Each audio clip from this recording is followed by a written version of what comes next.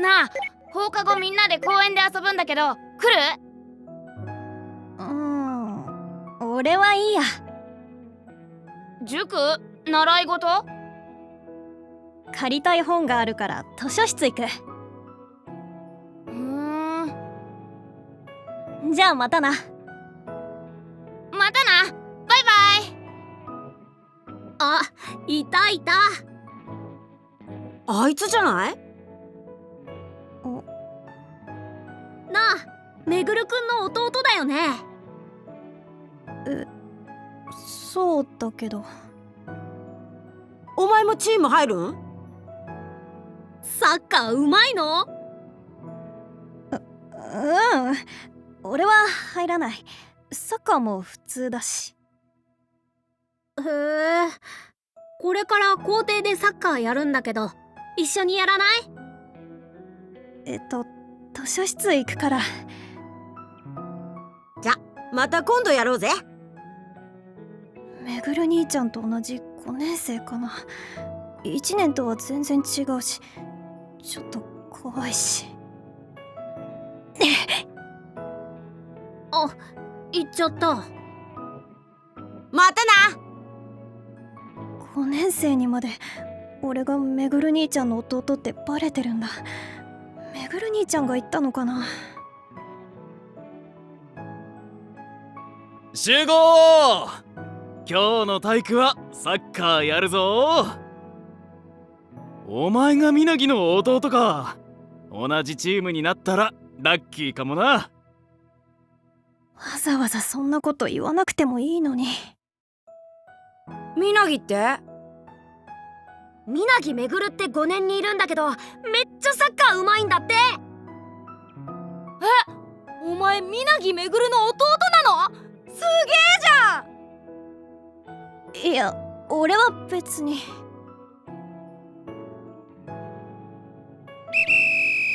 けいけー！頑張れー！みなぎシュート！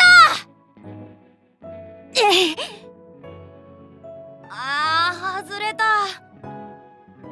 みなぎめぐるの弟ってこんなもんか。なんだ、大したことないじゃん。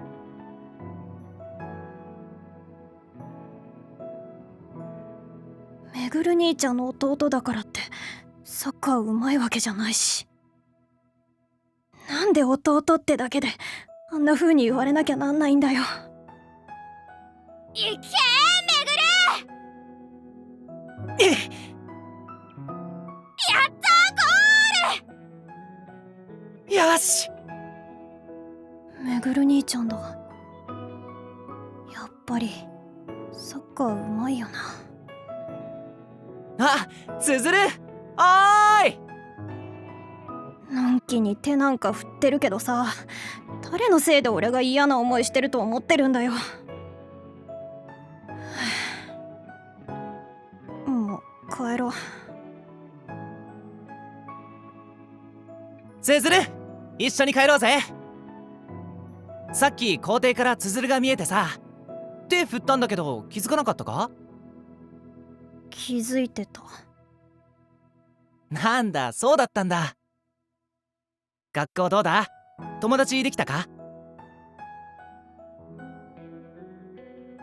めぐる兄ちゃんのせいで勝手にハードル上げられて友達にがっかりされてるんだけど。兄ちゃん、サッカー教えて。サッカー？今日体育でサッカーだったから。よ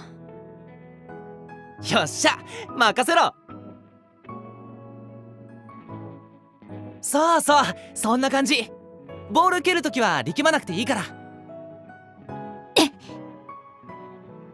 お、今のいい感じ。才能あるんじゃね？褒めすぎだろ。いや、マジで才能あるって。さすが俺の弟。調子良すぎだから。そういえばさ、お前お小遣いもらってるんだろ？うん。早くていいな。俺小3からだったぞ。月500円なんて友達と買い食いもできないよ。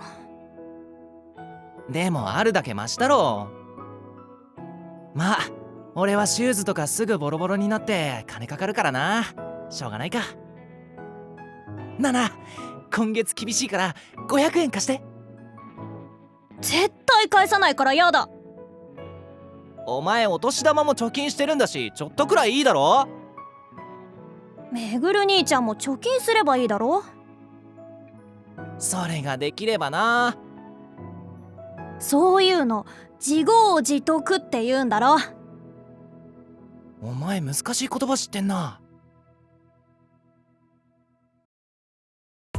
ナイスクリア。そろそろ暗くなってきたな。このくらいにするか。フットサルの大会って来月の何日だっけ？25日の日曜日。ワールドカップ前で盛り上がっている時期だな。そういえばメンバー発表って今週？いや来週。今代表合宿中だって。めぐるさんも言ってるんだよな。うっせ。合宿の締めくくりに国際親善試合やって、そこで最終選考らしいっすね。皆木選手は普通に代表入りすんじゃね？若手だけどプロとしても活躍してるし、下馬評でも有力って言われてるしな。うちの家族はみんな浮かれてますけど、どうすかね。こればっかりは発表されてみないと。うちの5人目も選抜しないとな。万里は学部の行事が重なるかもしれないって言ってたからな。とはいえ他に候補っていうと、うちも合宿でもするか。確かにそのくらいやらないと決められなさそうっすね。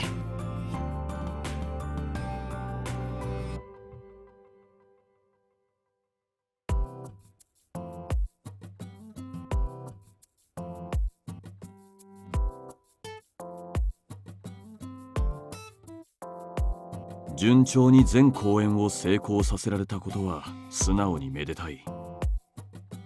だが各組のカラーも確立されてクオリティが安定しているからこそ、互いに刺激になるようなことが必要になってくる。確かにフルール賞を目指すためにも成長できるような何かはあった方がいいと思う。そういう意味ではミックス公演はすごく刺激になったね。ああ、秋組の公演とは違ったし、普段見てるだけだった他の組のやつとやるのは面白かった。組ごとに稽古の仕方や考え方や役へのアプローチの仕方が違ったりするから、学ぶことも多かったよね。脚本としてもいつもの組のカラーにとらわれないっていう意味では新鮮でしたね。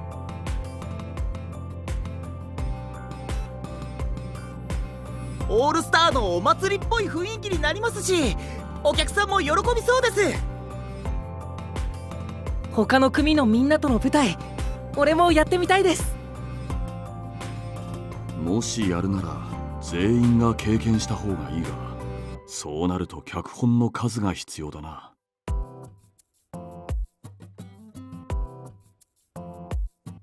終作としてプロットを書きかけていたテーマがいくつかあるんで、それ使えばなんとかなるかもしれないっす。没案なんてあったのか？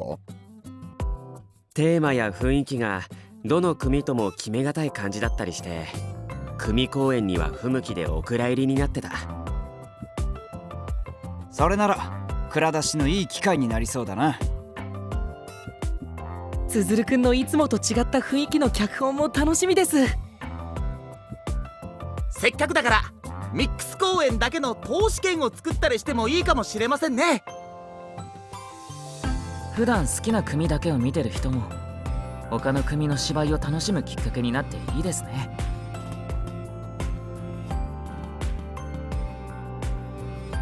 書きたいテーマばっかりなんで、むしろ嬉しいっす。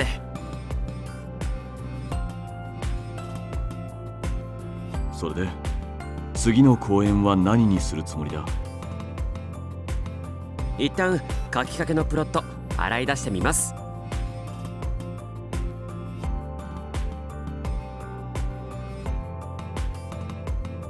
好きに書いていいんすか？せえ。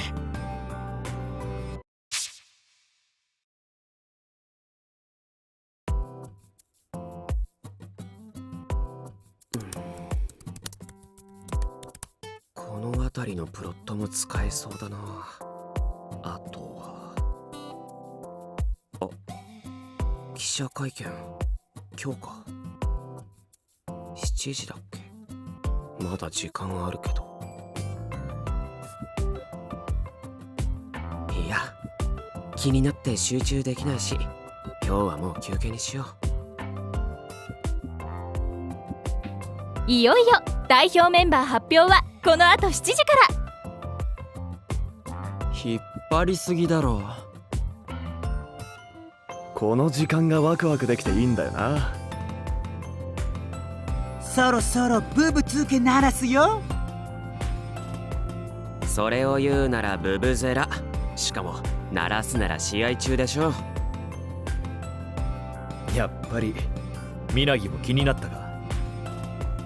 そりゃまあ。なんだこれ、サッカー部集合？おかえり。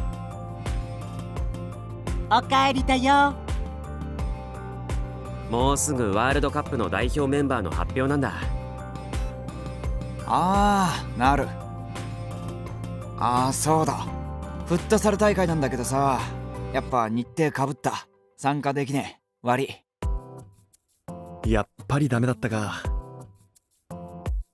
そうか。しょうがないな。万里さんに頼めないとなるときついな。私スケッチするね。スケット。シトロンさん、サッカーやったことあるんすか？もちろんだよ。球を蹴るスポーツね。あ、そうそう。やったことあるんだ。チームみんなで輪になって球を蹴り続けるね。そうって輪になって。それ蹴鞠でしょ。私フットサル大会出られるね。いや、今回はいいや。今度ルールを教えるから、よかったら練習参加してくれ。万里がダメとなると誰に頼みますかね。まずサッカーやったことあってうまそうなやつっていうと、運動神経なら十座がいいと思うんだが、足も速いし。ただ走ってシュートするだけならいけそうだけど、パス回しとか苦手そう。確かに。あいつには絶対無理。マスミはガイさんも無難にこなしそうな気がする。体力あるし。マスミは監督が絡まないと動かなさそうだな。ガイさんはいいかも。チカゲも器用ね。そういやそうだな。ただ素直にやってくれるかどうかは。爽やかにサッカーしてる姿が想像つかねえ。三角さんとかひそかさんは？大量の三角と大量のマシュマロ用意すればなんとかなりそう。対価を考えるとガイさんが一番有力か。私がダメでガイがいいのは納得いかないね。そうか。シトロンがサッカーやったことないとなるとガイさんも同じ可能性があるな。誰を選んでも一長一短か。難しいな。いよいよ記者会見が始まります。お、始まるぞ。こういうのってさ、事前に家族に連絡とか来ないの？守秘義務とかでダメらしい。今頃家でもみんなでテレビ見てると思う。へえ。会見場にブランコ監督がやってきました。いよいよ発表ね。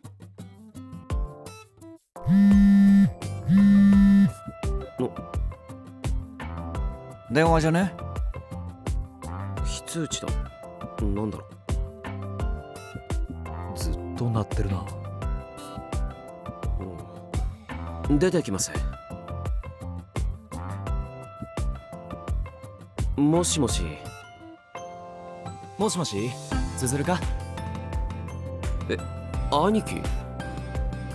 悪い、番号出なかったら。今公衆電話からでさ。公衆電話なんだっていうか、今どこから？寮の近くっぽいとこまで来てるんだけど、一回行っただけだから分かんなくなって。寮の近くって、うちの寮の近く？そうそう、スマホも忘れてきちゃってさ、つづるの番号覚えててよかった。いや、そういう問題じゃないだろ。なんでそんなとこに？郵便局っぽい建物が見えてるんだけど、近くまで迎えに来てくれないか？いや、だからなんでこんな大事な時にそんなところに。マジか。予想外だな。つづる？わかった。すぐ行くから。頼むよ。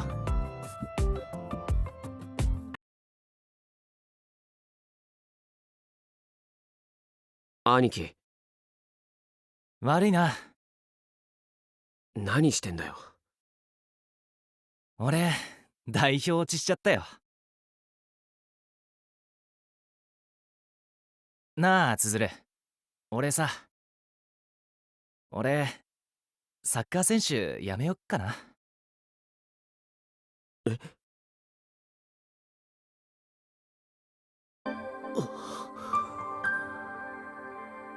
ブランコ監督、質問のある方は挙手をお願いします。有力候補と言われていた皆木選手を外された理由については？皆木選手は世界で戦える力を持った選手だ。最後まで枠を争っていたが、合宿と親善試合の内容でもう一人に決めた。めぐるさん。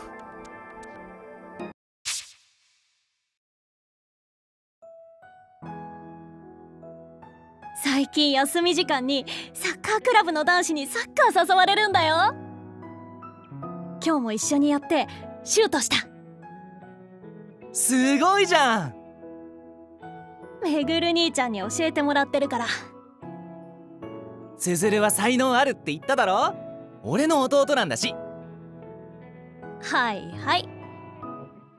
でも中学入ったら部活で忙しくなってあんまり教えてやれないかもな。あの中学のサッカー部強いけど練習かなり厳しいんだって。そっか。つづるがいてよかったよ。兄貴は体動かすの嫌いだし趣味合わないし、薫は体弱いだろ。つづるとしかサッカーできないからさ。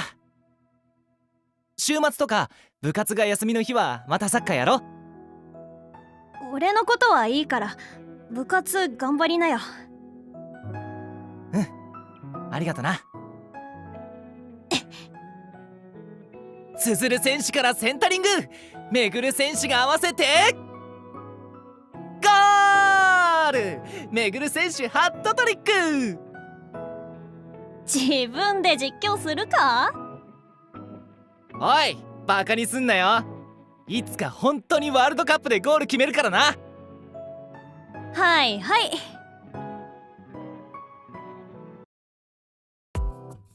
布団持ってきました。じゃあ俺あっち行くから。ごめんな、寝床取っちゃって。別に。たまには咲夜とますみと3人水いらずで寝るね。それを言うなら兄弟水いらずだろう。それじゃあおやすみなさい。おやすみだよ。兄貴、布団敷いた。みんな何も聞かないんだな。まあたまにこうやって急に転がり込んでくるやついるしな。そうなのか。でもそろそろ俺には聞かせてくれてもいいだろう。代表選考で仙外って言われて、これまで食事とかいろいろ全力でサポートしてくれた嫁には実家に帰ってゆっくり休んでもらうことにしたんだ。家で一人でいたんだけど、記者会見の時間が近づいてきたらいても立ってもいられなくなってさ、つづるの顔が浮かんで来ちゃった。親父もみんなもさ、すげえ期待してくれてたじゃん。実家にも帰りづらくてさ、急で悪かったな。それはいいけど、サッカー選手辞めるって本気かよ。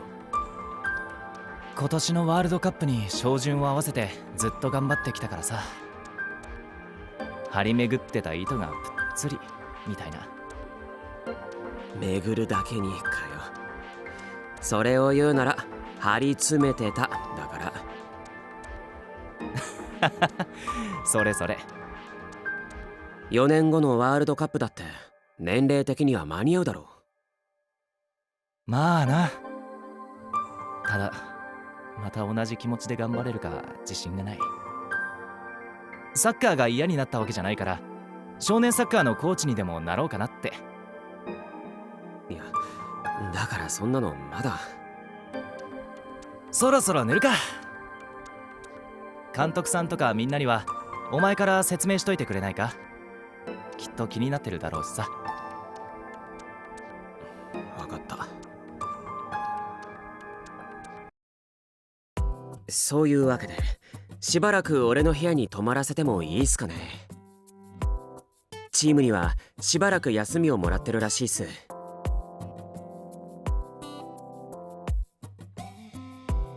多分ちょっと休めば気分も変わるんじゃないかと。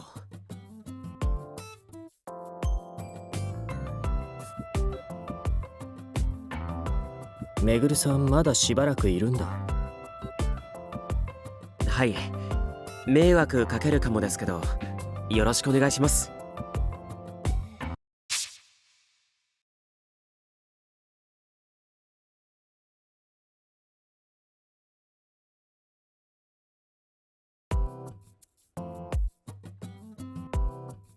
おーい。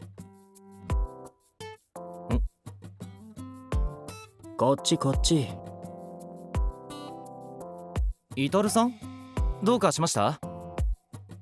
これ頼めないかな。色紙？サインすか？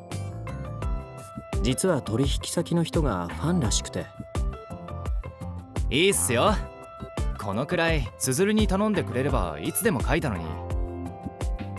いやいや、いくら身内とはいえそんなめんどくさいことさせられないでしょ。はい、これ。ありがとう。よかったらちょっと飲まない？美味しいビールあるからさ。いいっすね。こんばんは。こんばんは。ミッションコンプリート。大物釣ってきた。ミッション？俺が頼んだんです。うまいビールが手に入ったんで、年も近いしどうかと思って。突然すみません。いやいや、お誘いありがとうございます。めぐるさんはビールでいいかな。なあ、はい。それじゃあ乾杯。乾杯。今日はみなぎは？バイトだって。つづるどうすか？劇団でちゃんとやってます？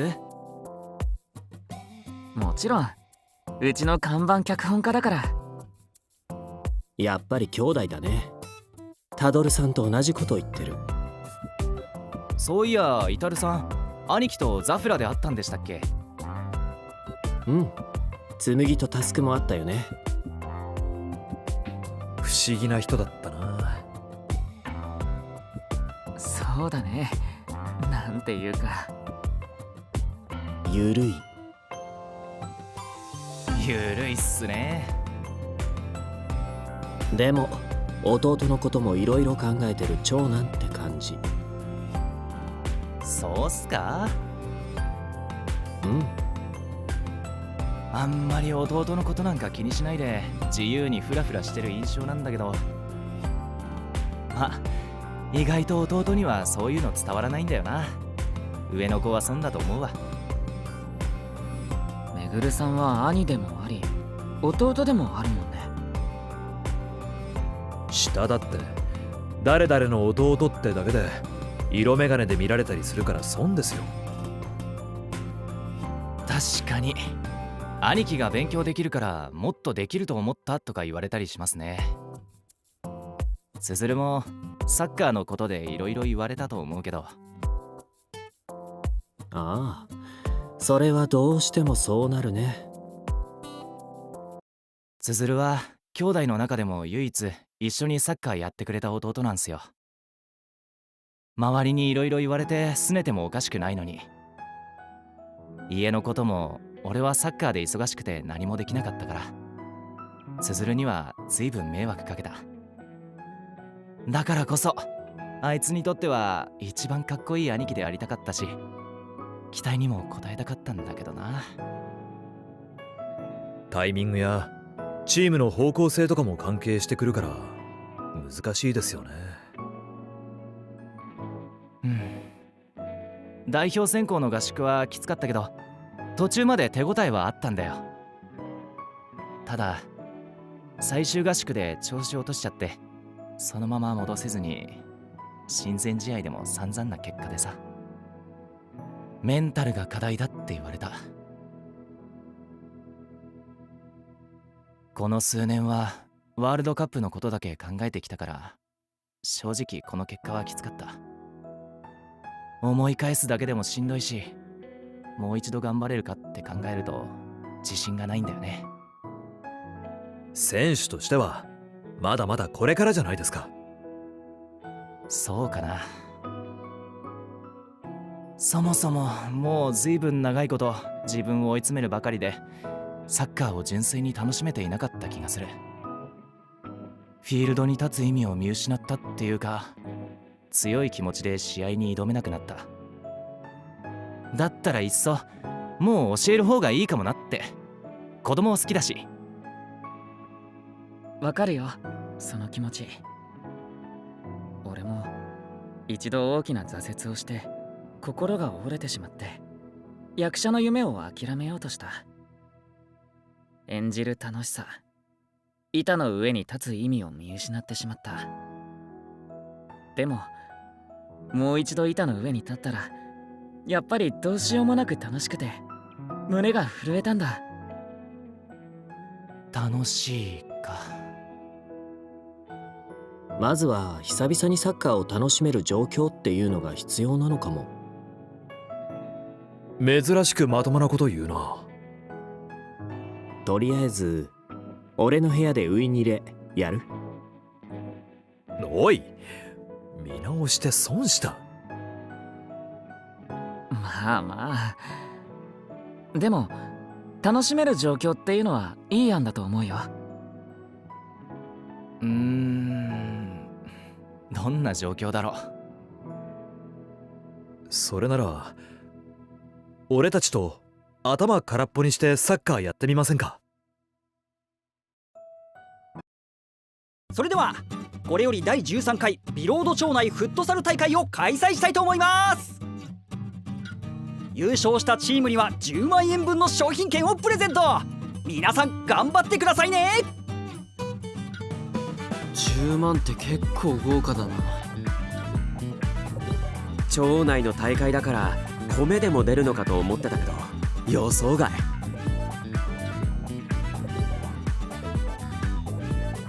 私3割でいいよ。さりげなく分け前請求しないでください。皆さん頑張ってくださいね。気合い入れて応援するっすよ。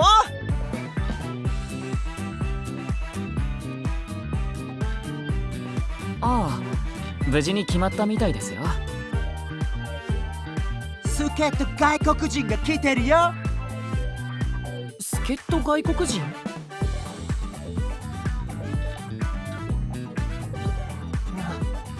なんすかあのマスクの人。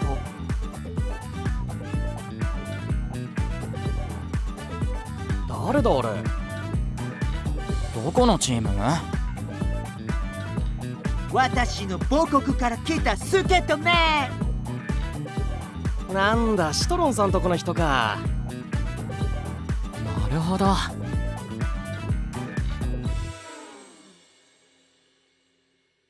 さすが顔の広いシトロンくんですね。私シトロンの知り合いね。頑張れよ。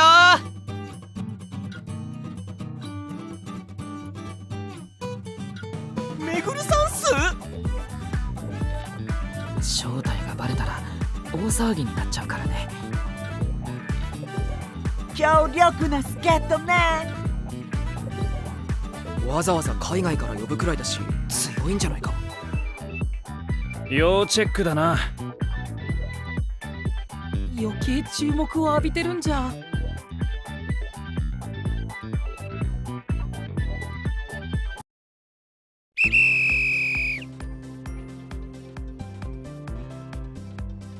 抜いたっす。つづるくんがパスしてシュート。やったー。早速1点だよ。よし、やったな。つづるさんとめぐるさん息ぴったりじゃん。さすがだな。この調子でいくね。その話し方気が抜けるからやめてください。あっという間に決勝まで進んじゃいましたね。さすがプロだけあってレベルが違うっす。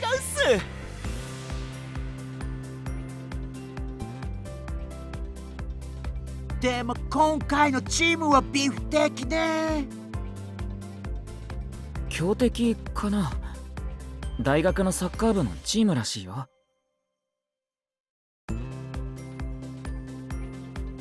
めぐるじゃなかった、マスク。くそ、行かせるか。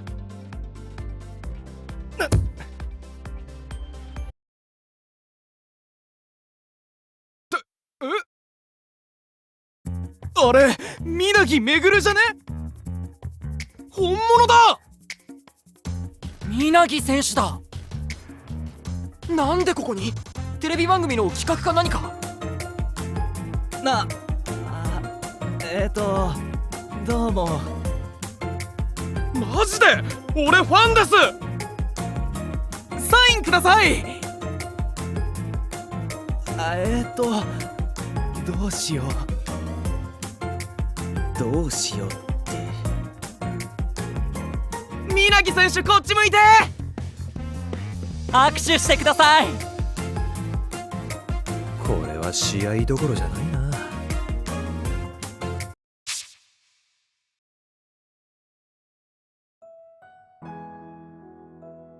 コップはこれで最後。うん、こっち洗ったから拭いといて。わかった。そういや俺高校から家出るから。え？スポーツ推薦が来てさ、地方の私立なんだけど毎回全国大会に出てる高校。全寮制だから家出るんだ。もう親父たちには言ってある。家のことできなくなるけどごめんな。兄貴もバイトばっかりで家にいないし大変だよな。別に薫がだいぶしっかりしてきてるしいいけど、兄ちゃんたちより手際いいし。きっついな。あっち行ったら方言移っちゃうかな。でも海鮮とかご飯が美味しいらしいんだよ。なんでそんなのんきに。なんでよりにもよって私立の全寮制とか金のかかりそうなところ行くんだよ。家のこと分かってるだろ。ごめん。でもそこのコーチが俺のことをめっちゃ目にかけてくれてさ、絶対俺をチームでナンバーワンのフォワードにしてやるって。ああ、もういいよ別に。残りやっといて。分かった。家出るまではなるべくお前の分までやるからさ。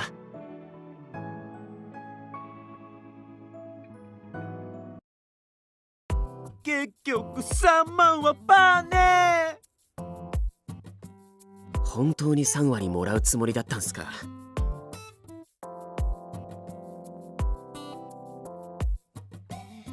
プロの助っ人じゃフェアじゃないしな。稲城選手、サインください。俺もお願いします。握手してください。じゃあ待って一人ずつ順番な。収まりそうにないっすね。有名人だからな。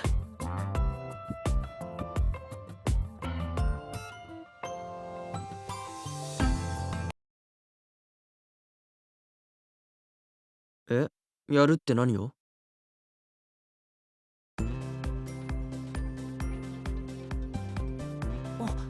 なるほど。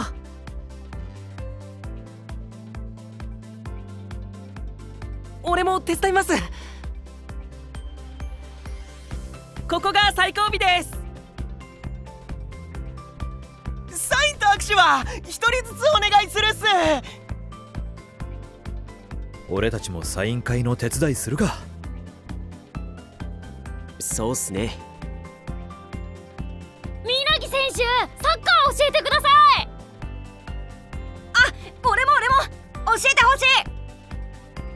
ドリブルのコツ教えてください。ドリブルのコツ？しょうがないな。サイン書き終わったらな。やったー！わーい！マジかよ。サイン会の後はサッカー教室だな。頼んだのは俺たちだし付き合うしかないか。たくしょうがないな。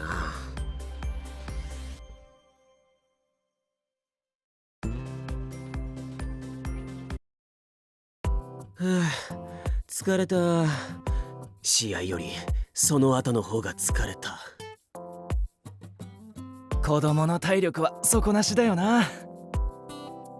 でも久々にお前とサッカーできて楽しかったわ。勢いで来たけどよかった。実家にもちゃんと顔出せよ。あと姉さんにも心配してるだろうし。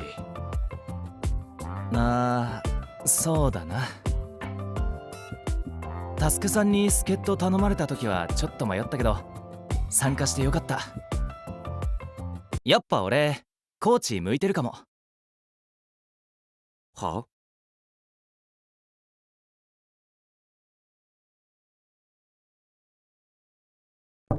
つづる、めぐるさん、リカバリースムージー作ったんだが。もう知らねえ。つづる？もういいよ。どうせ俺お前との約束も守れなかったしさ。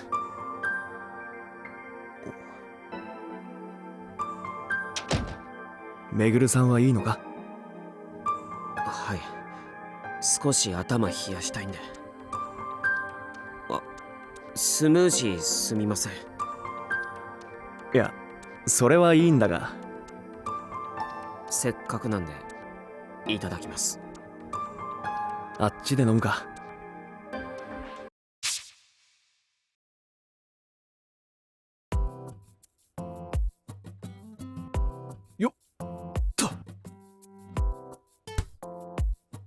タスクさんもここにいたんですか。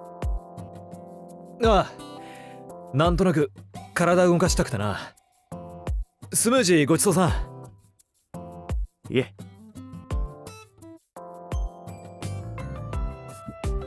どうかしたのか。ちょっと兄弟喧嘩しまして、兄貴がやっぱり現役引退してコーチになるって言い出したんすよ。今日のサッカー教室で自信持ったみたいで。悪い。サッカーの楽しさを思い出させるはずが逆効果だったな。いえ、せっかく高藤さんが気を使ってくれたのにすみません。あのバカ兄貴。めぐるさんにもいろいろと考えるところがあるんだろうな。でもあんな風につづるが誰かと喧嘩してるところを見たのは初めてだから新鮮だった。やっぱり兄弟だな。マスミとは入団当初結構激しくやり合いましたけど。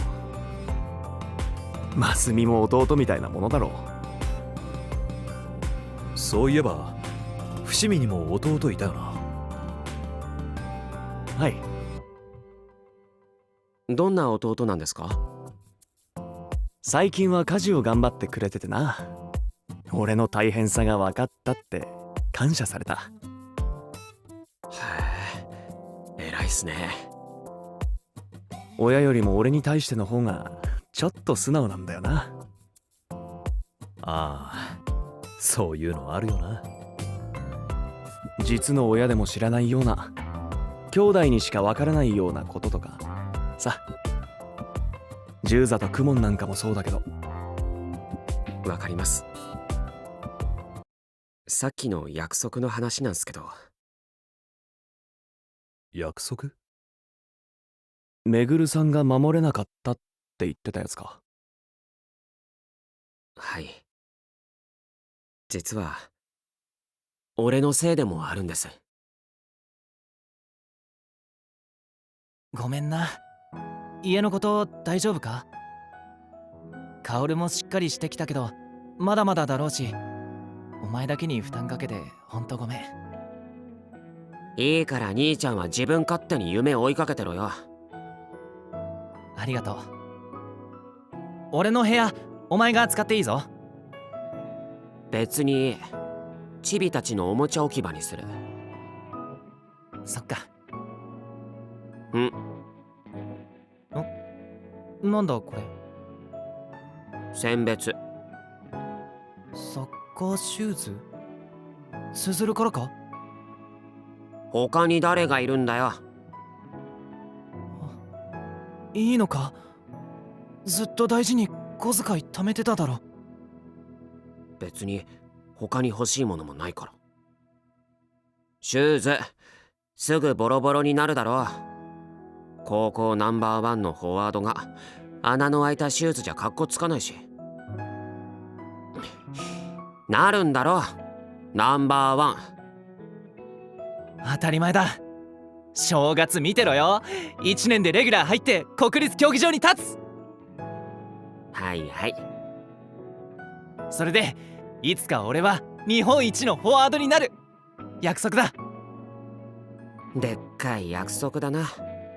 ま、期待しないで待ってるよ。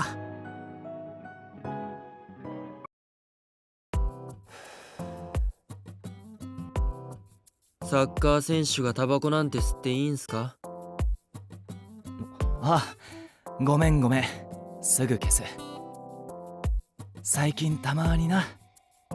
すずるには内緒にしといてくれ。了解。今日はありがとうございました。すげえ楽しかった。こちらこそ久しぶりに楽しかったよ。やっぱめぐるさんすごいっすね。あざみもかなり筋いいと思うぞ。サッカー部とか？いや、好きでやってただけで部活は入ってないっす。ずっと男らしいことしろって父親に言われてて、サッカーなら文句言われないからやってたってこともあって。へえ、あざみなら何もしなくても男らしいと思うけど。男がメイクするのは男らしくないんだって。メイク？もしかして公演の時の舞台メイクってあざみがやってるのか？うっす。プロのヘアメイクアーティストになるのが夢で、父親の反対を押し切って家出してきた。家出？マジか。最終的には納得させたけど。親説得して夢貫き通すなんてすごいな。めぐるさんも日本代表入りするかしないかのディフェンダーになってんじゃん。まあな。でも俺は厳密には夢を貫き通せなかったから。え？俺さ、高校の途中まではフォワードだったんだ。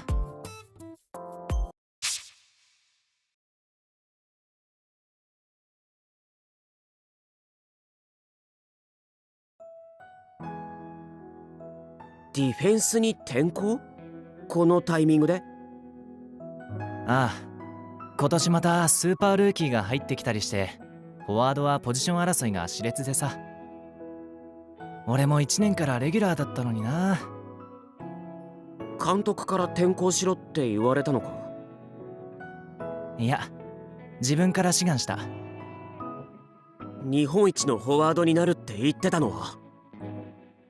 俺サッカー続けたいからさ。海外のプロ選手でもポジションコンバートして活躍した選手はいっぱいいる。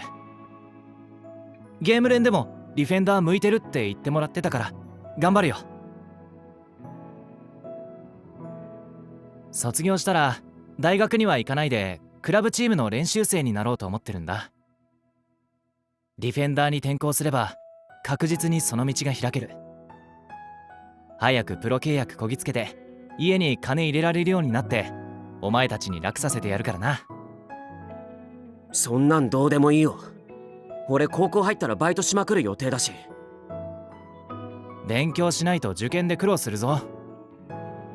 大学行くつもりないし。ダメだ。大学は行け。行かない。絶対に行け。なんだよ突然そんな。お前の夢は脚本家だろ。物書きになるならたくさん勉強した方がいいに決まってる。金のことは気にするな。バイトなんてしなくていい。兄貴とも相談してつづるだけは絶対に大学に行かせるつもりで親父たちには話してやる。そんなのいつの間に。別に大学行ってない物書きなんていくらでもいるし。俺も兄貴もつづるに家のこと全部押し付けてただろ。最低限のけじめのつもりだ。勝手なこと言ってんじゃねえよ。そんなのただの罪滅ぼしだろ。自己満足に俺を巻き込むな。やめろおい。二人とも勝手なんだよ。いったおいつづるやめろって。ただいまーって二人とも何してんの？ほら落ち着けって。どうどう。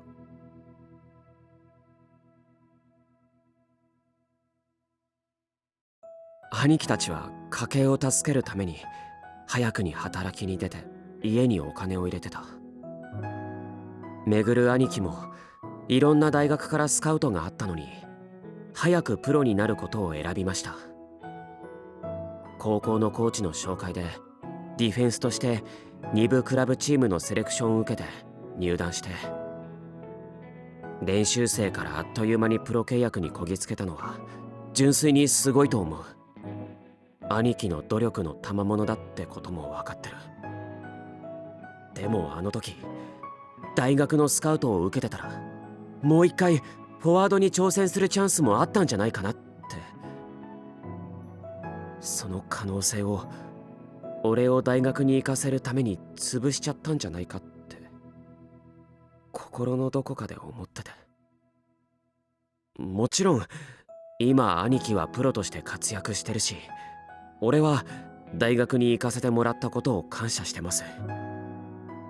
結果的には兄貴も今の状況に満足してるって分かってるんすけど、やっぱりどっか引っかかってるんすよね。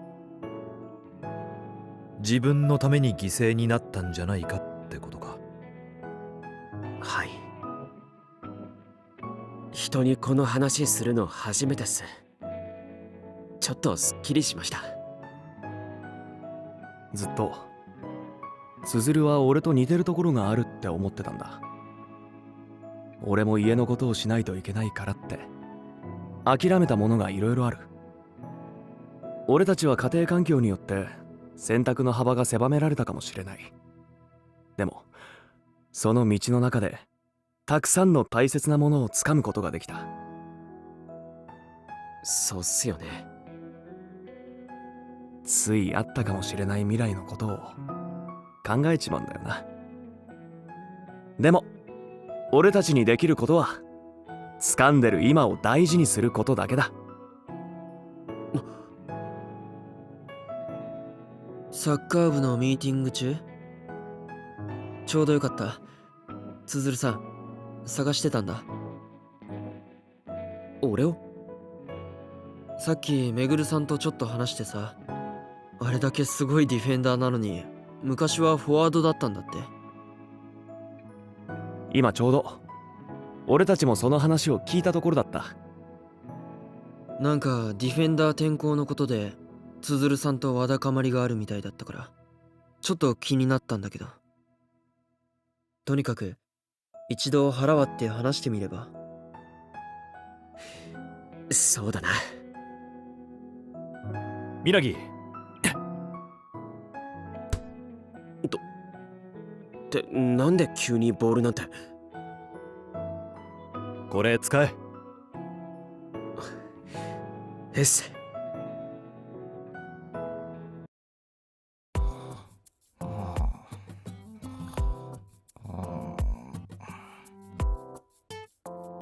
おい、起きろよ。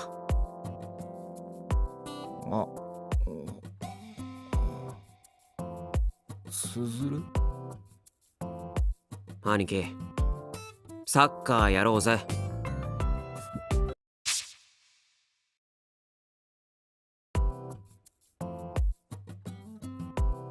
はあ、やっと着いた。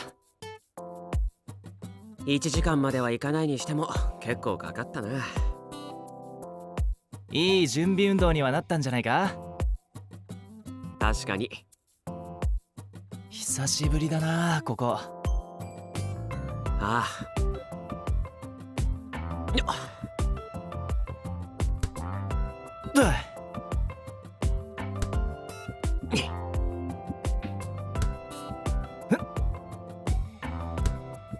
うまくなったよな、つづる。そう？最初の頃なんかどこに飛んでくるかわかんないから俺走り回ってたし。そうだっけ？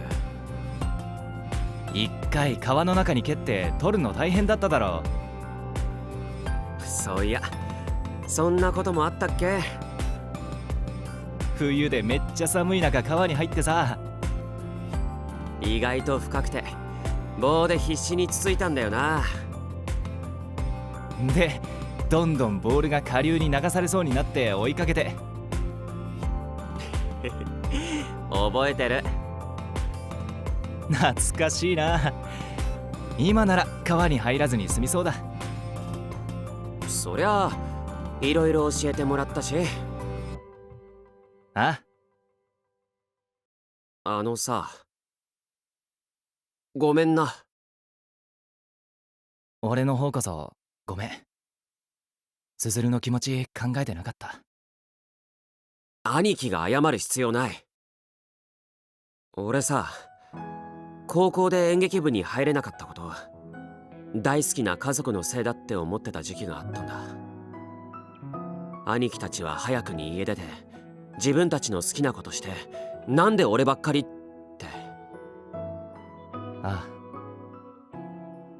あ。でもこの劇団に入ってそんな時間も無駄じゃなかったって思えた。今までがあったからこそ書ける脚本もたくさんあるんだって気づけた。兄貴たちが働いて家にお金入れてくれたから家計も楽になって昔よりも余裕ができた。兄貴たちのおかげで俺も弟たちも我慢しなくていいことが増えた。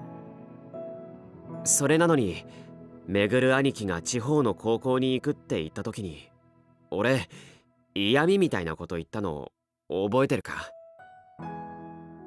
そんなことあったっけ？私立に行くなんてお金のこと考えろって言ったんだよ。なあ、まあそりゃそうだろ。本当は純粋に寂しかった。俺にとってはずっと自慢の兄貴だったから。家から出るって聞いて兄貴が遠くなるような気がした。そっか。フォワードからディフェンスになるって聞いた時も俺態度悪かっただろ。あれは俺が約束破ったからだろ。違う。兄貴は早くプロになって家にお金入れようと思ってディフェンスを選んだんだろう。おかげで俺は大学に入れたけど、そのために兄貴はフォワードの道諦めたんじゃないかってずっと心のどっかで思ってた。だから素直に応援できなかった。あの時はごめん。なんか改まってこんなこと言うのも変だけどさ。次は俺の番だな。自分にディフェンダーの才能があるかもって思った時、最初に浮かんだのはつづるの顔だった。日本一のフォワードになるって宣言したのはつづるにだけだからさ。俺にだけ？つづるには世界中の誰よりもカッコつけたいんだよ。他の弟とか兄貴とか親父たちより誰よりも。なんで？昔俺の誕生日会でお芝居やってくれたこと覚えてるか？おう、弟たちと水野と一緒にやった時だろ。誕生日会の後に将来芝居の話を作る仕事に就きたいって教えてくれたよな。俺あの時つづるは絶対に脚本家になるだろうなって思ったんだ。脚本家になって成功するに違いないって誕生日会の芝居見て思った。だって普通小学生であんな話考えられないだろう。俺には絶対無理だって思ってちょっとショックだった。でもだから俺も兄貴として負けないようにサッカー頑張ろうって思えたんだ。改めて将来に対する迷いが消えた。そんなの俺だって素直に脚本家になる夢を追いかけられたのは兄貴の背中を見てたからだ。だからこそディフェンダーに転向するときはつづるとの約束を曲げたくなくてめっちゃ迷った。本当はフォワードとして日本一になりたかった。でもあの時はディフェンダーとしてやっていく手応えも感じてたし、コンバートすればコーチから確実にクラブチームに紹介してもらえることになってた。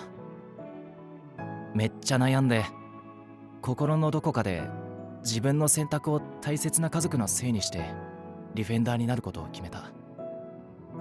そうすれば家に早くお金を入れられるし、つづるを大学に通わせられるから。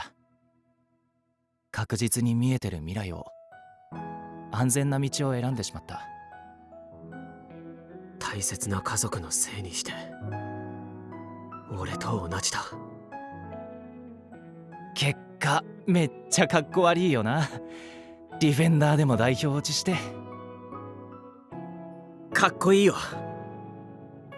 練習生からたった1年でプロ契約にこぎつけたことも、有言実行で家にお金入れて家族のために頑張ってることも、プロ1年目で MVP 取るくらい活躍して2部リーグだったチームを1部に昇格させたのも、奥さんのことを一生守るって決めてサクッと結婚決めちゃうところも全部かっこいいよ。褒めすぎだ。事実だろ。兄弟だから俺はそのままの兄貴を知ってる。兄貴は俺の知るどんなやつより物語の主人公みたいだよ。それお前から言われると最高の褒め言葉だな。物語の主人公か。俺お前の書く脚本にも出られるかもな。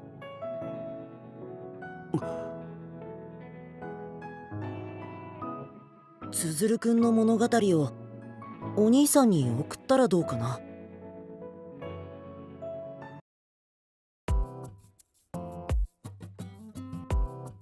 高藤さん。ボールありがとうございました。役に立ったか？はい。おかげで兄貴と話せました。そうか。高藤さん、前にした約束覚えてます？約束？サッカーをテーマにした芝居をやるって話。ああ。俺今度のミックス公演用にサッカーをテーマにした綺麗事じゃない本が書きたいっす。兄貴が夢を追うための気持ちを取り戻せるような。あまりに自己満すぎますけど。書きたいものを書くのも脚本家の特権だろ。それに兄貴を応援する本はきっと他の誰かの背中を押してやる力を持ってるはずだ。ありがとうございます。なんか高藤さんって不思議っすね。何がだ？一番上の兄貴と年が近いからかな。兄貴っぽく思える時があるんすよ。お前みたいに手のかからない弟なら大歓迎だ。実は昔弟がちょっと欲しかった。今度うちに遊びに来い。もっと鬱陶しい兄貴がいるけどな。よし。本楽しみにしてる。きっとお前にしか書けないテーマだ。頑張ります。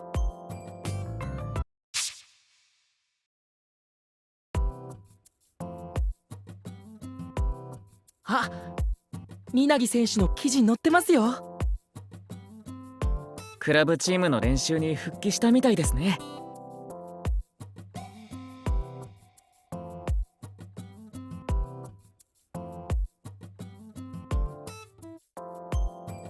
監督、この間言ってたミックス公演用の書きたい本書けたっす。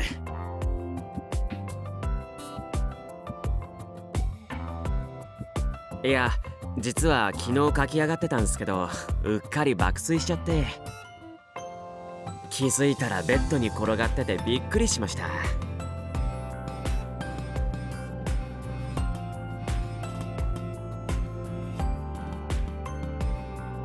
よし。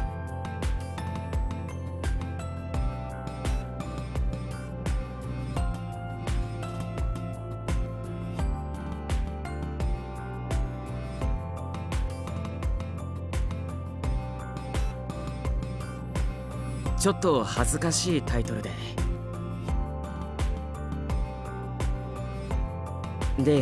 メンバーなんすけど、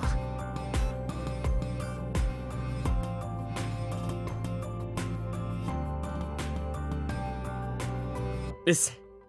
兄貴のために作った物語なんで自分が請け負います。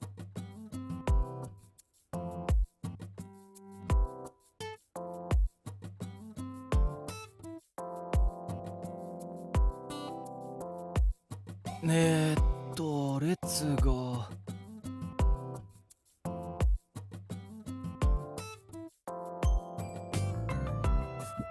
なあ、どうも。ここんな真ん中のいい席でいいんですか？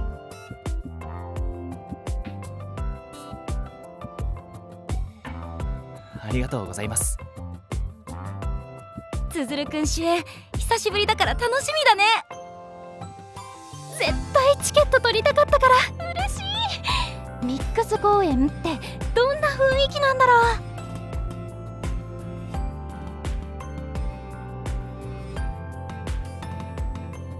実はつづるの舞台を生で見るの初めてなんです。いつもチームの練習が忙しくて映像でしか見たことなくて。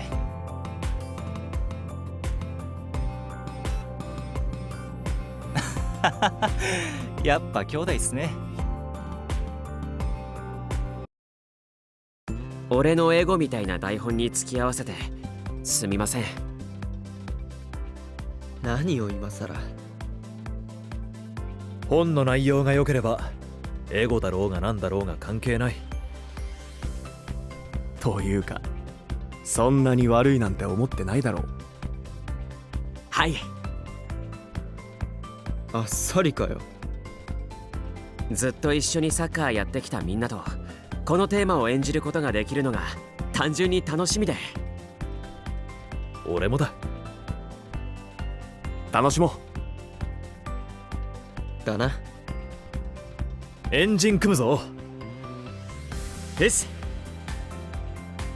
兄貴だけじゃなく夢を追いそれぞれのフィールドを駆け巡る全ての人たちへのリスペクトを込めて一緒に走ってくれますか？おう、行くぜ。よし。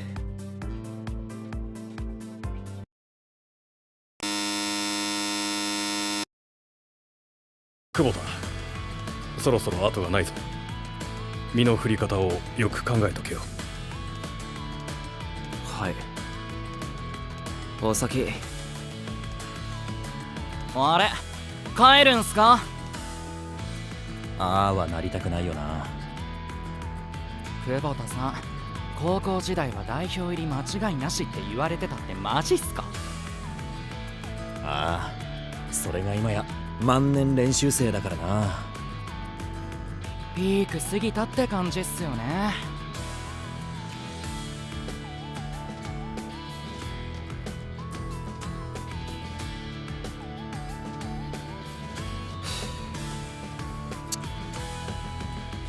サッカー選手がタバコなんて吸っていいのかよ。うるせえ。お前こそ勉強しろ。今日は一限だけだ。そっちの練習は？休み。サボりか。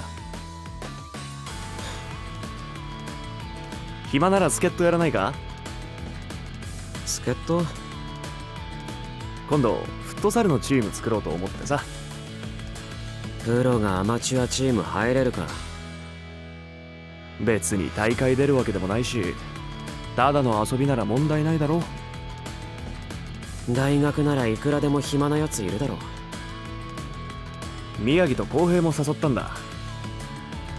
浩平って宮城弟？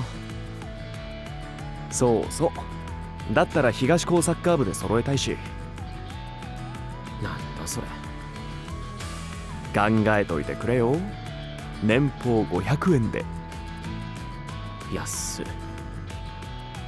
ま、別にいいけどな。いいのか？なんだよ、お前が誘ったんだろ。いや助かる。あいつらに言ったら喜ぶよ。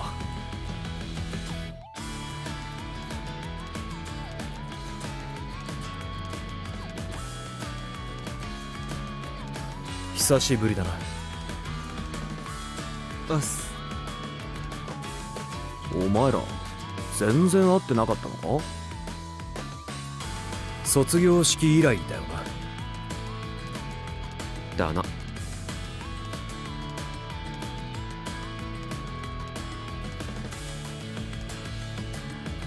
こいつが浩平。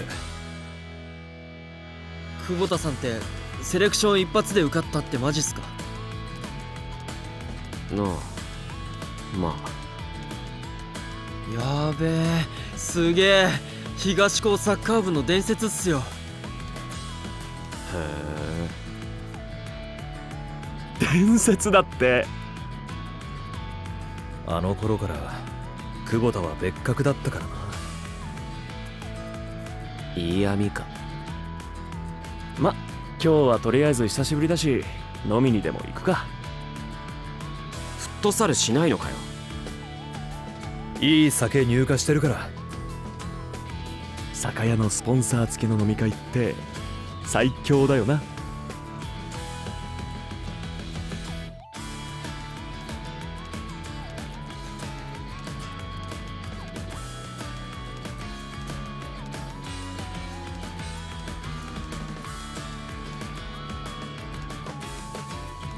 5対0。嘘だろ。いやー、ブランクあるってきついな。ま、こんなもんか。あれ、もしかして東高の久保田？ああ、プロになったっていう。いや、プロってか3軍落ちしたって聞いたけど。もう今はアマチュア？むしろアマチュア以下っていうか。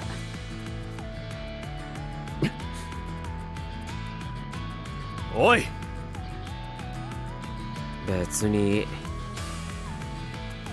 お疲れ様。またよろしく。お疲れっす。久保田さん手抜きすぎっすよ。いくら相手がアマチュアだからって。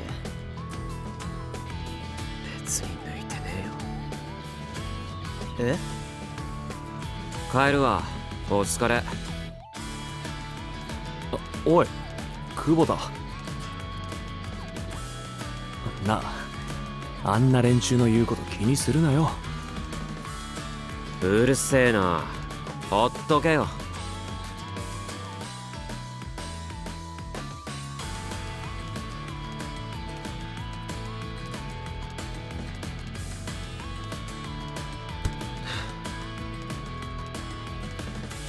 お前、負けるといつもここだよな。うるせえよ。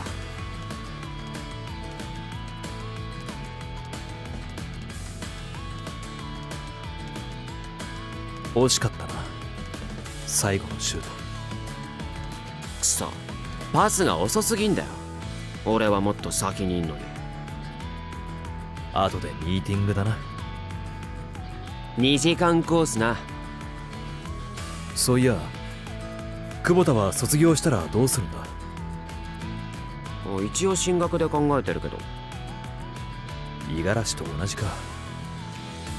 あいつ有料企業のリーマンが夢だもんな。夢のない夢だな。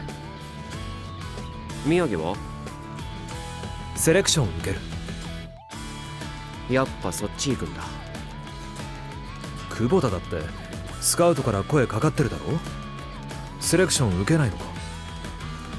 宮城が受けるなら受けよっか。なんだそれ。そしたら卒業してからも一緒にサッカーできんじゃん。だな。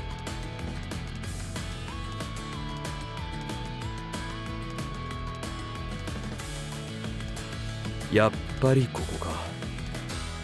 成長しないな。うちの一番高い酒、なかなか飲めないから飲んどけ。んなことばっかやってたら潰れるぞ。今のとこ売り上げは上々だ。よかったな。最初はどうなるかと思ったけどな。サッカーだけじゃなくて酒屋の才能もあったってことか。才能あるやつは違うよな。どうしたんだよ、お前のプレーらしくない。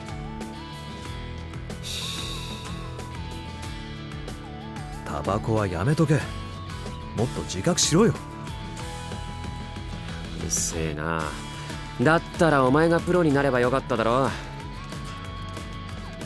なれるもんならなりたかったよ。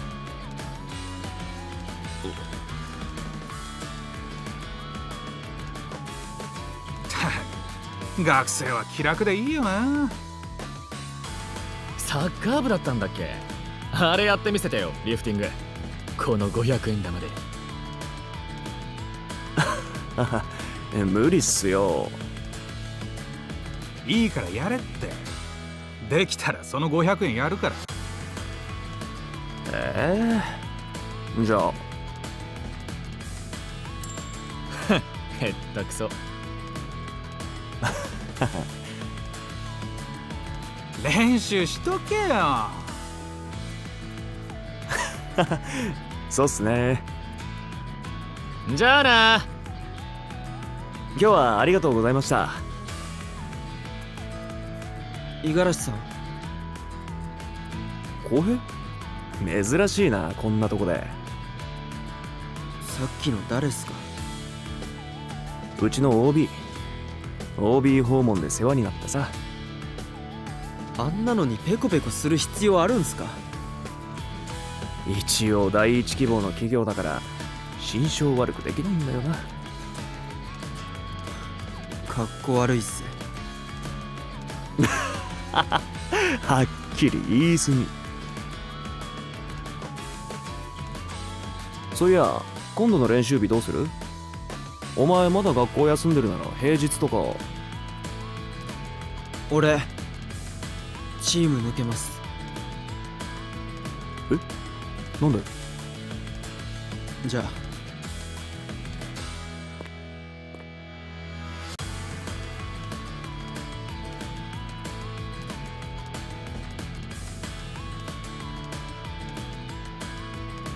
ってわけ。そうだったのか。弟なのに聞いてなかったのかよ。まあな、悪かったな。せっかく五十嵐が集めてくれたのに。久保田。別に俺はいいけど、相変わらず冷戦中？ああ、俺とは一切口を聞こうとしない。一緒にフットサルやるっていうだけでも意外だったけど、やっぱり続かなかったか。あれだけボロ負けしたらやる気なくなるよな。ああ、俺にも一因あるかも。いや、あいつの問題だ。学校休んでるのだって部活でちょっとうまくいかなかったからって根性がなさすぎる。で、どうすんだよ。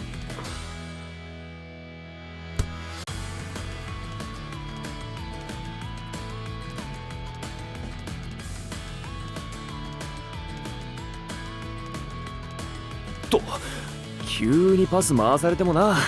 はい。俺に回すな。っていうか、浩平、学校休んでるって？登校拒否ってやつだ。公平の代が結構癖の強いやつが多いらしくてな。何かと衝突して居場所がなくなったらしい。そういうタイプに見えないけどな。気強そうだし。昔から気は強くても打たれ弱いんだよ、あいつ。誰かとそっくり。ああ。誰かって誰だよ。おっと、言わぬが花ってことで。つーか、この前も思ったけど、五十嵐パス回しが雑だぞ。俺も思った。出たな、久保田宮城のダメ出しタイム。なんだよそれ。東高サッカー部名物。勝手に名物にするな。久保田は伝説に名物にいろいろ揃ってるな。浩平も伝説の先輩がこんなで幻滅したんじゃないか。いや俺も変なとこ見せちゃったし。それを言うなら一番の原因は兄の俺だろ。浩平は宮城がサッカーうまいの自慢だったもんな。酒屋の兄はいらないってさ。だったら今からでもプロになればいいだろう。うじうじうぜんだよ。おい届かないって。そんなのできたら苦労しねえんだよ。宮城まで本気モードか。2人だけずるいぞ。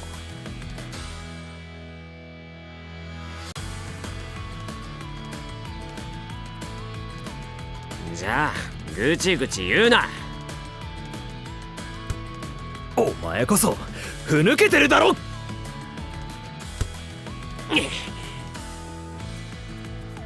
五十嵐サイド守れ。おっ抜かせるかよ。ふざけんな。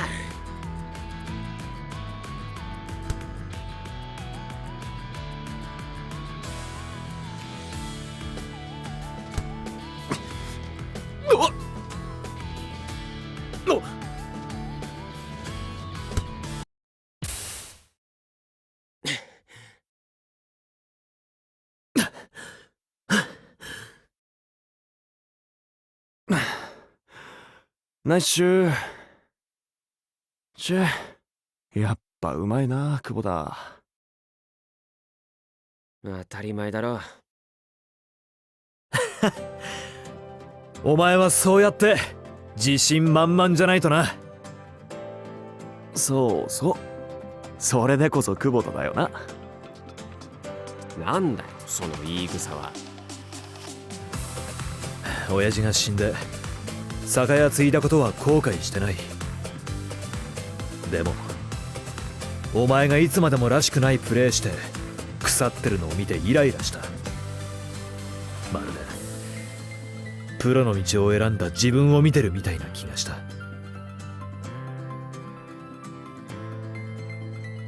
お前はそんなとこで終わるようなやつじゃないだろ。ああ、俺ももうちょっと考えないとな。自分が本当にやりたいことが何なのか。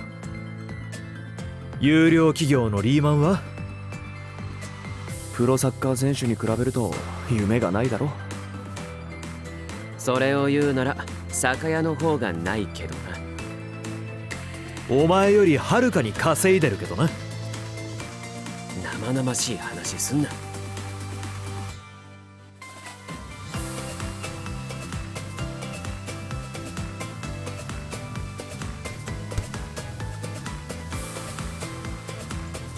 あれ公平。登校拒否時がこんなとこうろうろしてたらダメだろ。つうかまだサッカーやってんの？一人でサッカーなんてできるわけないだろ。落ち受ける。バカ、かわいそうだろ。おーい、なんなら俺たちと一緒にやる？冗談だろ。公平とプレイはマジ無理。勘弁だよな。大してうまくもねえのに口だけだし。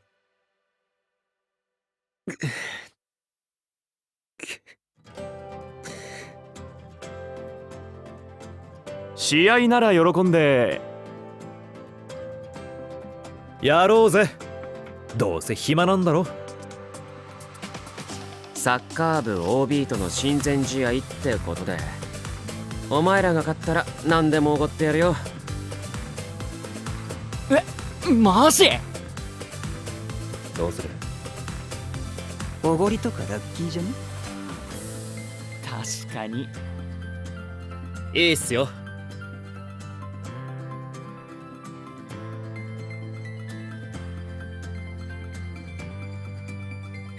公平。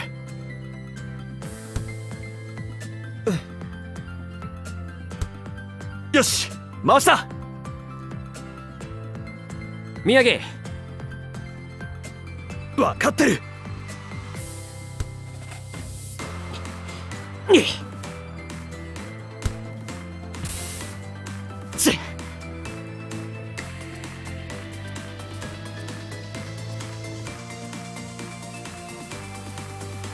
ナイスシュー。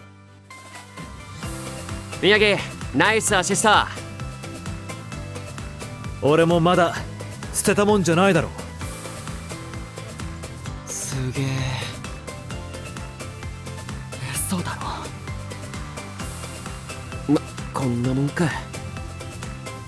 おお、20点差とか初めて見たな。んじゃ俺たちが勝ったんだよ、おごり。っ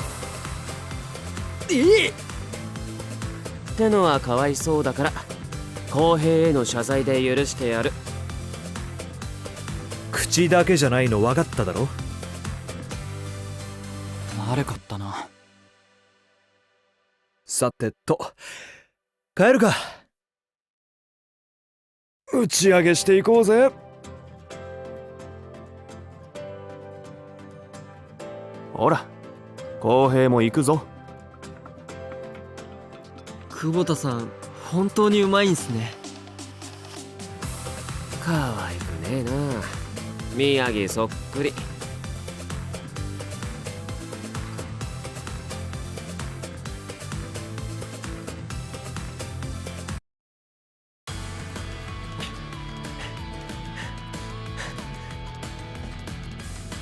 おう、相変わらず暇そうだな。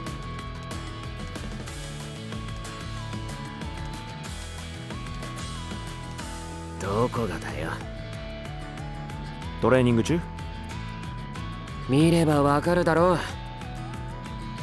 いや、最近見ない姿だったからさ。そういや聞いたか？公平、お前のチーム目指すってよ。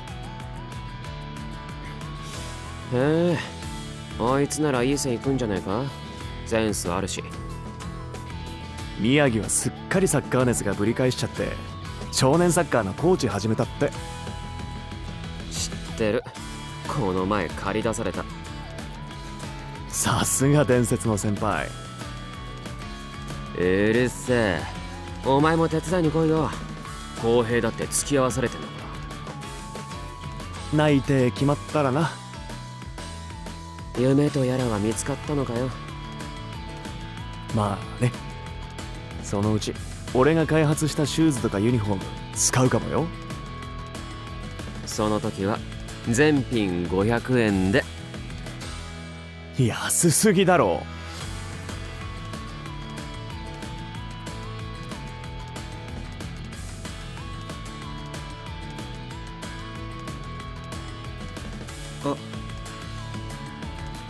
今日は部活行ったのか？お疲れ。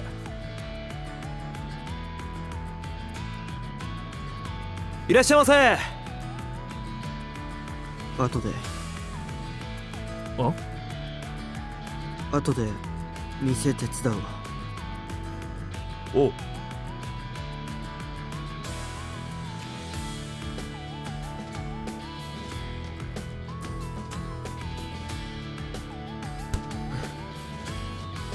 久保田、ちょっと。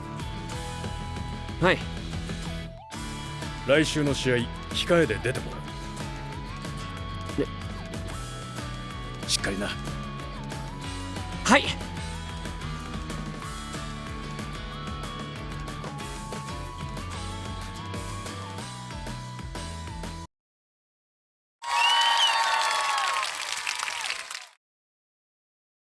ありがとうございました。ありがとうございました。ありがとう。あざっす。一言だけすみません。この物語を偉大な兄と夢を追い、それぞれのフィールドを全力で駆け巡る全ての人たちに捧げます。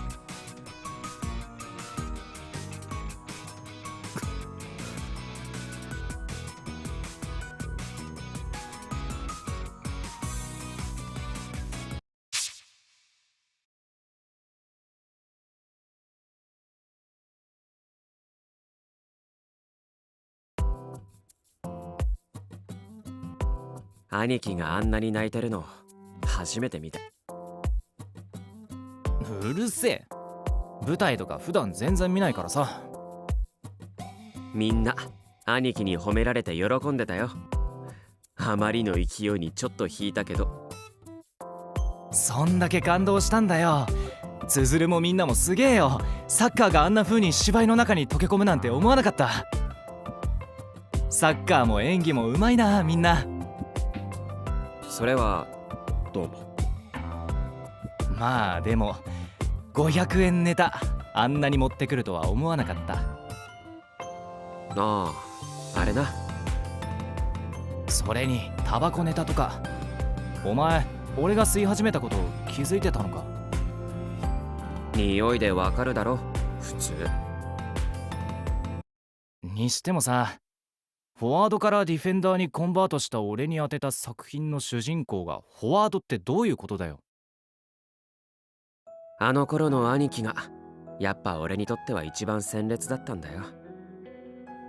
フォワードっていう花形ポジションだったからってだけじゃなくて、全力で迷うことなく夢を追いかける姿がかっこよかった。俺試合で兄貴のボールがゴールネット揺らすのを見るの好きだったよ。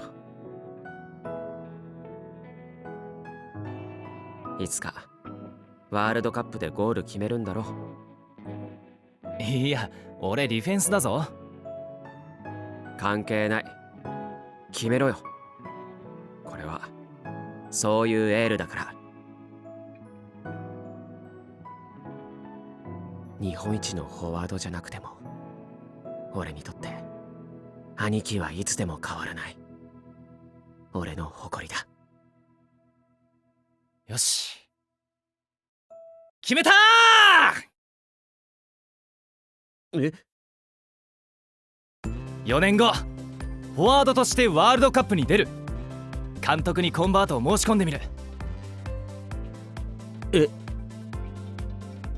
すぐには無理かもしれない。今までずっとフォワード1本でやってきたやつとポジション争うのは大変だってことも分かってる。でもつづるには世界一かっこつけたいからさ。本気かよ。ああ、引退するくらいならもう一回全力で夢を追いかけてみる。勝手にそんなの決めていいのかよ。嫁にもちゃんと話して分かってもらう。一緒にまた4年頑張ってくれって頼むつもりだ。そっか。そうと決まれば早く帰って伝えないとな。来月は誕生日もあるんだし実家帰ってこいよ。またあの芝居見たいな。昔やってくれたやつ。この間話してやっぱりあの芝居を見たことが俺が夢を追う原動力だったんだなって改めて思ってさ。いやでもあんな子供騙しの芝居。それでも俺にとっては思い出の作品なんだよ。夢の原点。あれ見たらまたあの頃に戻ったつもりで4年間頑張れそうだからさ。分かったよ。でもあれをやるには役者が足りないな。よっ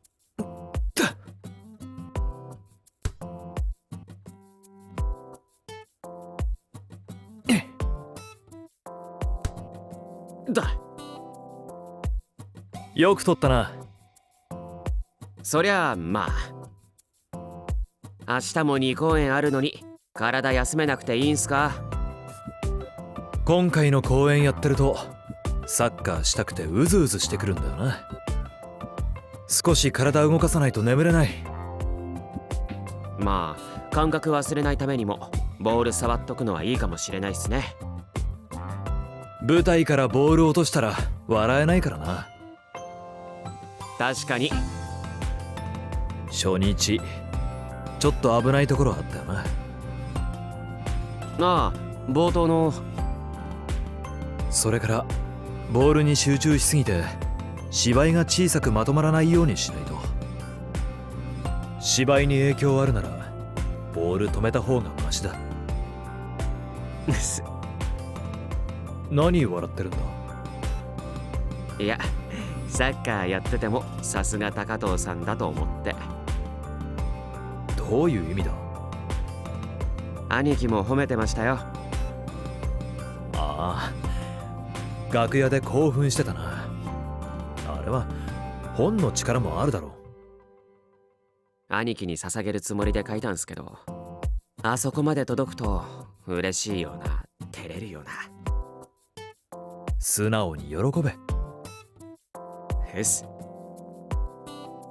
実は兄貴のために脚本書くのってあれが初めてじゃないんです。昔俺が小学生の時に兄貴の誕生会で自作の芝居を披露したことがあって。へえ、皆木の原点か。そうっすね。そうか、俺の原点でもあるのか。だからなんすかね、俺誰かのために書くのが好きなんだと思います。役者に当て書きする時もそうですけど、誰かのことを思い浮かべて脚本を書くのが楽しいんです。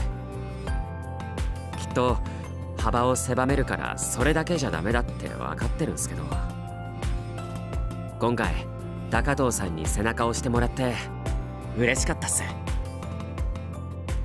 役者のためには当て書きだけなのも良くないし、苦手なテーマも挑戦しなきゃ成長できないってこともあるかもしれない。それでも皆木が誰かのために書いた本が俺も好きだ。今までいろんな作家の芝居を演じてきたが、皆木の物語には皆木にしか書けない人情味がある。そういう皆木の本だからこれからも演じたいと思える。ありがとうございます。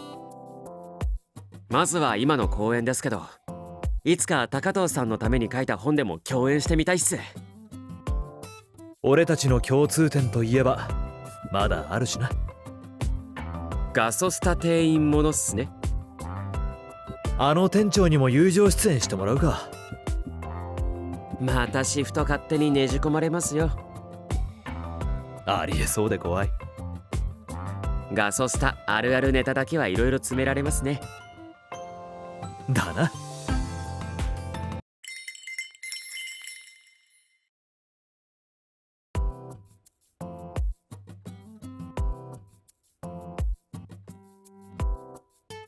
アンケートよろしくだよ。これお願いします。あとこっちは皆木つづるさん宛てに。それじゃあ失礼します。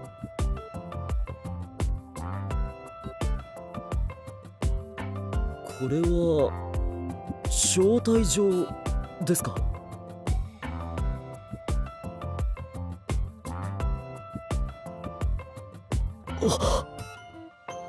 それは受け取れません。私は彼と顔を合わせることは。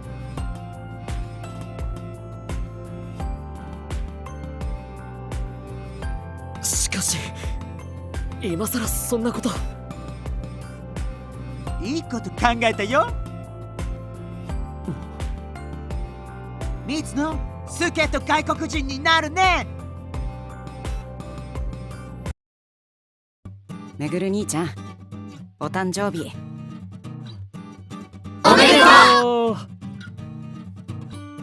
めぐる兄ちゃん、ろうそくふーってやって。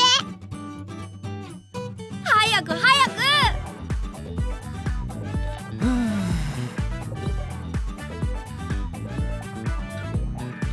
ありがと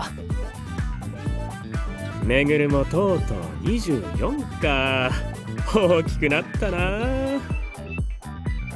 タドルも26だろ。大して変わらないわよ。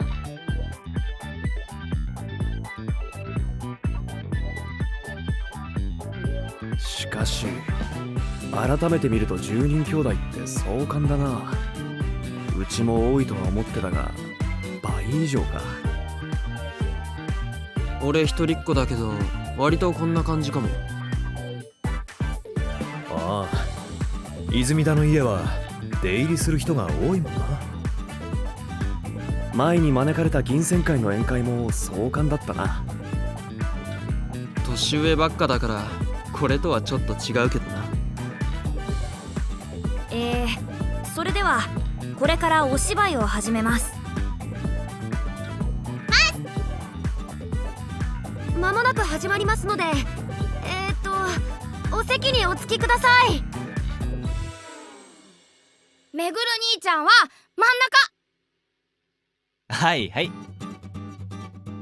たける、暗くして。わかっ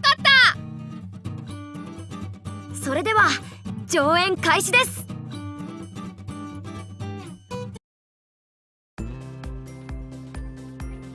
町外れの小さな沼には昔から伝わる伝説がありました。底なし沼にはカッパが住んでる。子供が近寄ると引きずり込まれて戻ってこられない。カッパなんているわけねえじゃん。バカじゃねえの。太郎の嘘つき。いる。絶対いる。じゃあ証明してみろよ。写真撮ってきたら信じてやる。いいよ。売り言葉に買い言葉で太郎は一人沼に向かいました。くそ、バカにして絶対カッパ見つけて認めさせてやる。おかしいな。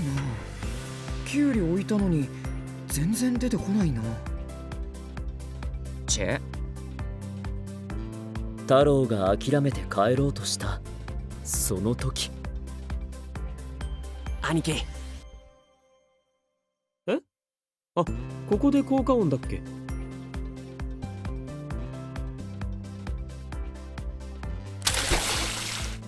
え？今のって。カッパー。うわー、うわー。えっていうか誰だよお前。カッパだよ。カパーなんていうカッパいないし。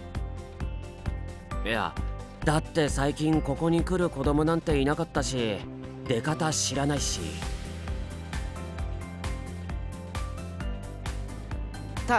助けてー。なんであんなの助けるんだよ。カッパにひどいことしようとしたんだぞ。カッパー。それはもういいって。太郎の友達だからな。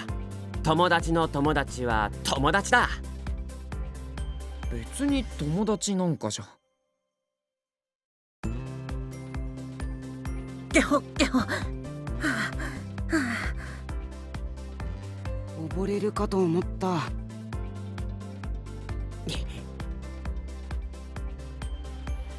あふん、やっぱりカッパなんていないんだろ。いやでも今そこにさ。何もいないじゃん。気のせいかな。ほらな、カッパなんているわけない。でもじゃあさ、太郎が助けてくれたってこと？いや、それは。マジかよ。すごいな太郎。それ以来太郎とクラスメートたちはみんなで遊ぶようになりました。それでも太郎は一人こっそりカッパに会いに行きます。誰も信じなくてもいいのです。カッパと太郎と二人だけの秘密なのですから。ありがとうございました。ほら、挨拶。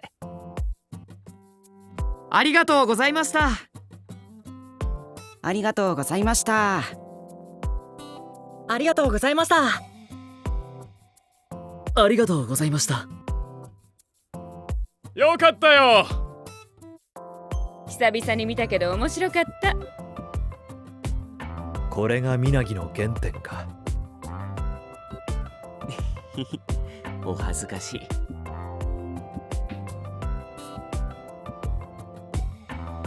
小学生でこれだけ作れたら十分だろ。ああ、弟たちも芝居の才能があるんじゃないか。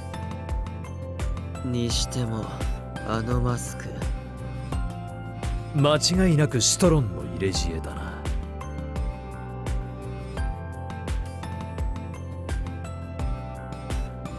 なるほどな。ねえねえ、そのマスク何？私は謎のスケート水野マンネ。水野マンかっけー。水野マン一緒に遊ぼう。なんか技見せて。技？水のフラワーシャワーシャワー。すげえ。あのキャラの方が逆に顔合わせづらい気がするけどな。今日はありがとうな、水野マン。いえ。クラブチームの方に花束と手紙届けてくれたの君だよな。応援の手紙嬉しかった。いや、それは私では。手紙の内容が絶対うちに来たことあるやつの内容だったし、俺にあんな花束を送ってくるようなやつは君くらいだから。俺のためにまた芝居に出てくれてありがとう。つづるのことも友達としてよろしくな。いや、でも私はその。はい、水野の分のケーキ。ありがとう。あのマスクでどうやって食べるんだ？あ、口元だけずらせるみたいですね。あの頃と変わらない味だ。レシピが同じだからな。いつもファンレターとかアンケートありがとな。水野のファンレター読むと背筋が伸びる思いがする。タンポポもいつも鏡前に飾ってる。また一緒に芝居しようってあの頃の約束も果たせてよかった。よかったらチビたちの誕生日会にも顔出してくれ。それはできません。これからも純粋に君の作品に向き合い続けるためにファンとしての距離感は大切にしたいんです。ただ幼なじみとしてでしたら、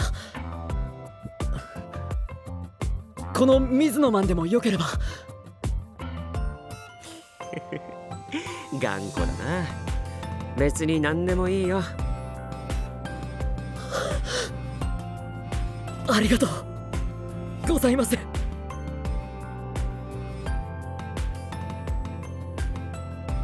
筋金入りだな。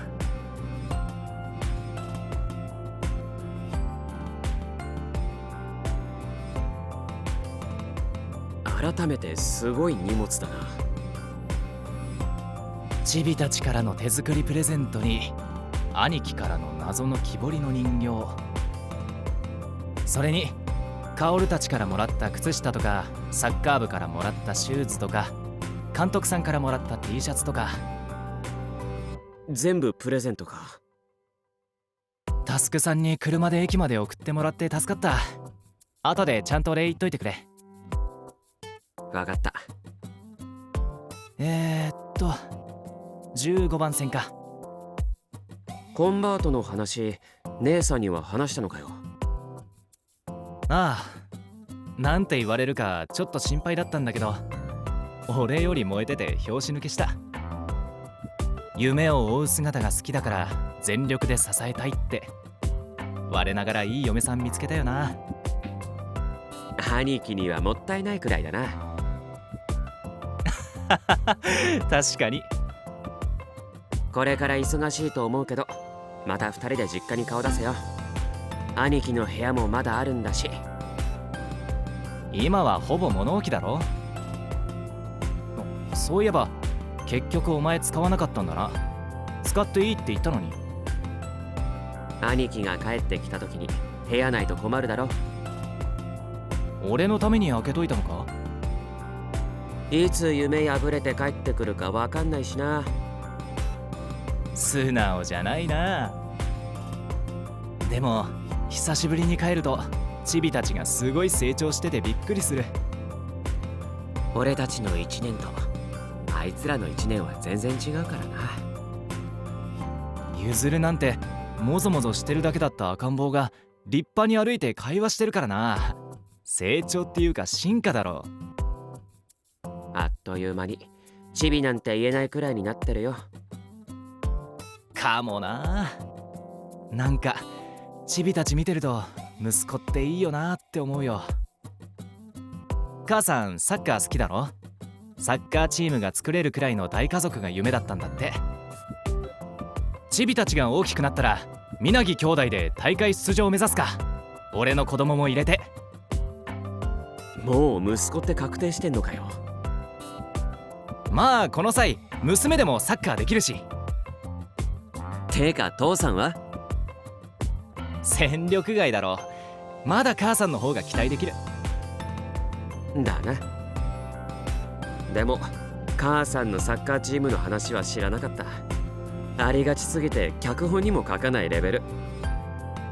そうだ、いつか俺が本当に日本一の選手になったらさ、皆木めぐる物語っていうドラマが放送されるはずだから、その時はお前を脚本に指名する。主演俳優にはタスクさん指名しようかな。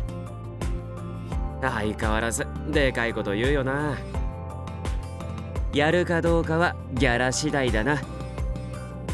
500円でどうだ？安っ。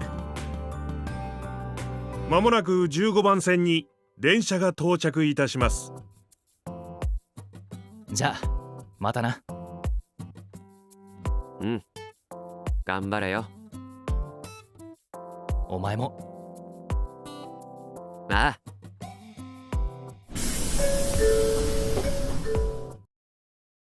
新幹線のドアが静かに閉まる。入り口に立ったままの兄貴と窓越しに目があった。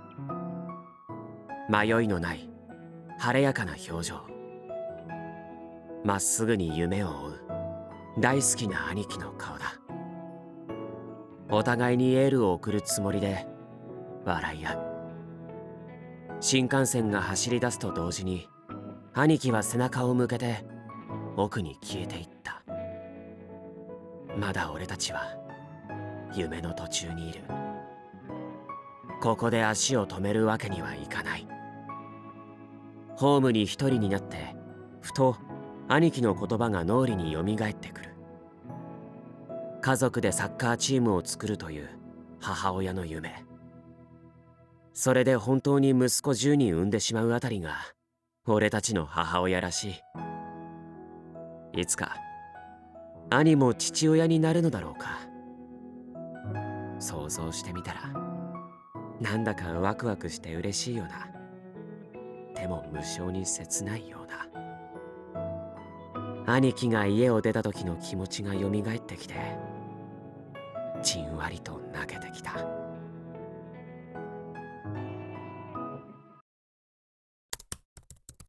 てダメだ。これじゃあ俺のエッセイじゃん。これはボツだな。